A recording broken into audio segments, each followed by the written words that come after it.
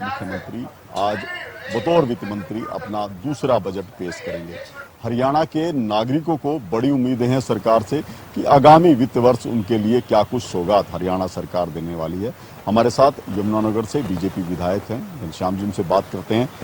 आज किस तरह से देखते हैं कि आज जो बजट पेश करेंगे उनसे आप लोगों की, जनता की क्या कुछ उम्मीदें हैं? ऐसा है कि बजट में पूरे एक वर्ष प्रदेश सरकार ने किस विभाग को कितना महत्व देना है और किस विभाग को आगे वो किस प्रकार काम करे, कुछ ऐसे बिंदु तय करने होते हैं। और हमारे वित्त मंत्री के रूप में माननीय मुख्यमंत्री जी निश्चित रूप से एक ऐसा बजट पेश करेंगे जिससे हरियाणा के प्रत्येक जिले को लाभ हो, हरियाणा की प्रत्येक विधानसभा में विकास के काम हो सके। और भारतीय जनता पार्टी व्यवस्था परिवर्तन का काम कर रही है। निश्चित रूप से जो व्यवस्था परिवर्तन का काम हमने पकड़ा है वो और गति इस बजट के माध्यम से प्राप्त करेगा। विधायक जी, जो बदलते समय में किस तरह की चुनौतियां अब सरकार के सामने हैं जिनको इस बजट के माध्यम से सुलझाने का प्रयास किया जाएगा? कहते हैं कि कुल मिलाकर प्रदेश विकास के पथ पर अग्रसर है, उसको किस प्रकार गति प्रदान की जा सकती है। जो हमारा ड्रीम प्रोजेक्ट है हर जिले को एक मेडिकल कॉलेज देना, उसको किस प्रकार हम पूरा कर सकते हैं।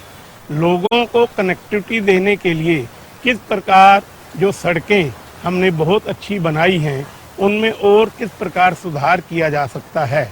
और प्रत्येक व्यक्ति की मूलभूत आवश्यकता, आधारभूत आवश्यकता पूरी हो और उसके जीवन स्तर में सुधार आए, बदलाव आए। प्रदेश का युवा, प्रदेश का किसान, प्रदेश की मातृशक्ति जो है इस बजट के माध्यम से निश्चित रूप से लाभान्वित होगी, ऐसा मेरा मानना है।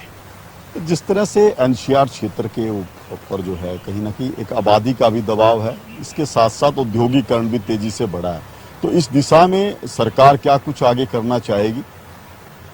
एक संतुलित विकास हो और जहाँ जहाँ विकास होता है वो पर्यावरण के लिए चुनौती बनता है, उस चुनौती को भी हम स्वीकार करते हुए विकास के साथ साथ पर्यावरण संतुलित रहे और व्यक्ति समाज का प्रत्येक उसकी आधारभूत आवश्यकताएं पूरी हों और वो प्रदेश के विकास में और जो माननीय मोदी जी का विकसित भारत 2047 का संकल्प है उसको पूरा करने के लिए हम निश्चित रूप से इस बजट के माध्यम से आगे बढ़ेंगे। यमुनानगर जिला भी यमुना नदी से लगता हुआ है, इसी तरह से करनाल जिला भी है। सोनीपत तक जो स्थिति रहती है यमुना की, हम देखते हैं मानसून सीजन में कई बार ऐसी परिस्थितियों का सामना करना पड़ता है, बाढ़ जैसे हालात होते हैं, हमारा काफी जो ग्रामीण इलाका है प्रभावित होता है। इस बजट में क्या चाहेंगे कि कोई ऐसी कोई ठोस योजना बने ताकि यमुना से जो हर साल बाढ़ की वजह से नुकसान होता है उसमें कहीं ना कहीं रोक लग पाए? प्रदेश सरकार ने एक बड़ी महत्वाकांक्षी योजना तैयार की है। राजेवाला से ऊपर कलेसर के पास कुछ यमुना जी का पानी रोकने की व्यवस्था और सारा साल वो पानी बराबर रूप से चल सके, अर्थात वर्षा ऋतु में बाढ़ का प्रकोप न हो और पानी की कमी के समय पानी की कमी का सामना न करना पड़े। इस प्रकार की एक योजना प्रदेश सरकार ने बनाई है और उसके ऊपर बिल्कुल प्राइमरी स्टेज पर काम हो रहा है। माननीय मुख्यमंत्री, पूर्व मुख्यमंत्री श्रीमान मनोहर लाल जी मौके पर गए थे और माननीय नायब सिंह जी सैनी जो वर्तमान में मुख्यमंत्री हैं उस प्रोजेक्ट को आगे बढ़ाने का प्रयास कर रहे हैं। एक और मांग जो है खासकर यमुना क्षेत्र की रही है कि यमुना एक्सप्रेस वे बनाया जाए, दिल्ली से यमुनानगर को कनेक्ट किया जाए। कई बार इसके बारे में बातचीत भी हुई है, क्या लगता है कि इस बार सरकार इस तरफ ध्यान देगी? इस वजह ऐसा है कि जीटी रोड पर ट्रैफिक का दबाव कम करने के लिए एक अल्टरनेट मार्ग बने और वो एक्सप्रेस वे बने, ऐसी जनता की इच्छा है। और समय समय पर लोकसभा में भी और विधानसभा में भी इस प्रकार की बात होती है।